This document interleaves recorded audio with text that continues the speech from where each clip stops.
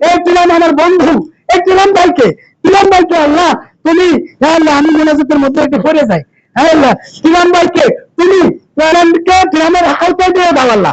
Greenland ওই যে ইসের মিয়ানমারকে পাশে গ্রিনল্যান্ডকে তুমি তার মালিকানা করে দাও, যাতে আমিও গ্রিনল্যান্ডে টিলামের সাথে একটু পিকনিকে যাই, আমি মুসলমান, আমিও ওখানে যে আমি একটু পিকনিক করতে পারি, একটু ঘুরতে পারি, দেশ ভ্রমণ, কোরআনের আয়াত।